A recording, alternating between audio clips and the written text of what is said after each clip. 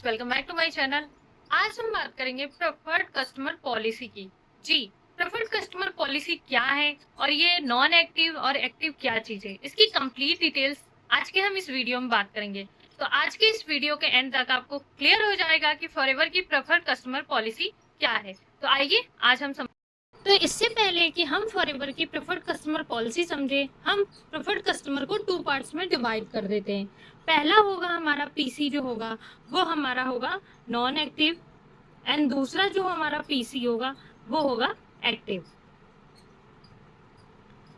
हम एक्टिव को समझने से पहले नॉन एक्टिव को समझते हैं। नॉन एक्टिव को समझने के लिए मैं आपको बताती हूँ। सबसे पहले जब भी आप बिलिंग करेंगे फॉरएवर में, उससे पहले आपकी आईडी क्रिएट होगी। तो आप आईडी क्रिएट करने के बाद आप एलिजिबल हो जाते हैं 5% डिस्काउंट का। जब भी आप बिलिंग कर लेते हैं, वो बिलिंग आपकी 1000 की भी हो सकती है, वो बिलिंग आपकी 1100 की भी हो सकती है, 1200 की भी हो सकती है, 1500 की भी हो सकती है, 2000 की भी हो सकती है, या फिर 4999 की भी हो सकती है।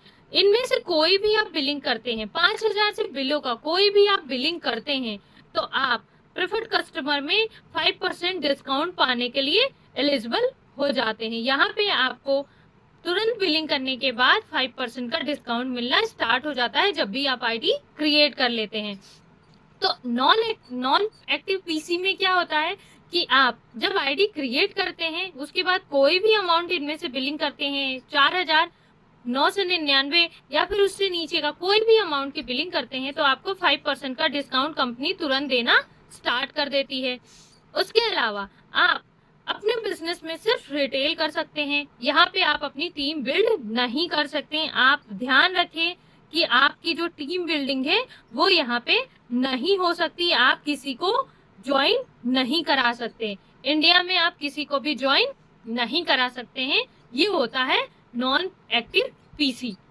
अब बात करते हैं एक्टिव पीसी की। एक्टिव पीसी को समझने के लिए जब भी आप आईडी क्रिएट करते हैं, आपकी आईडी क्रिएट होती है, देन आप 5% का डिस्काउंट के लिए एलिजिबल हो जाते हैं।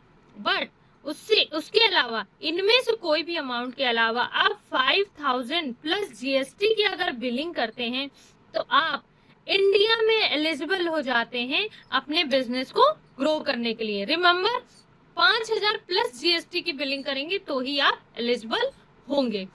और यहाँ पे आप एक एक्टिव पीसी कहलाते हैं। आप जो है एक एक्टिव पीसी कहलाने लगते हैं। 5000 प्लस जीएसटी में कोई भी अमाउंट हो सकता है। आपका 5200 हो सकता है, आपका 5400 हो सकता है, या आप 5500 की बिलिंग कर ले दिए, 6000 की बिलिंग करिए, कोई भी अमाउंट बिलिंग करिए।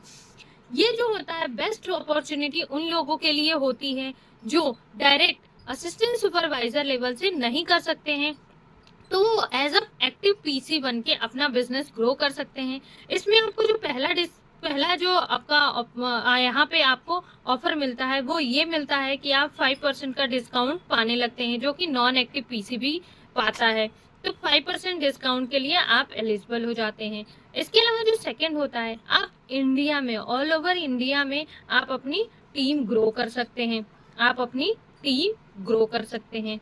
एंड जो थर्ड पॉइंट होता है वो ये होता है कि जब भी आप अपनी टीम बिल्ड करते हैं वहाँ पे आपको 25% का एक्स्ट्रा बोनस मिलता है। यानी आप टीम बिल्ड करते हैं तो वहाँ पे आपका 25% का कमीशन रेट मिलता है। तो ये 3 बेनिफिट्स आपको मिलते हैं अगर आप एक एक्टिव पीसी बनते हैं तो, यानी 5000 प्लस जीएसटी की बिलिंग करते हैं तो।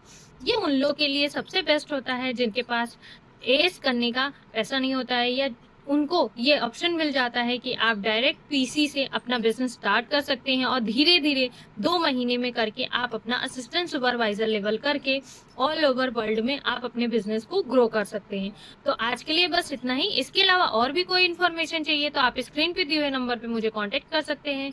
तब तक के लिए बाय।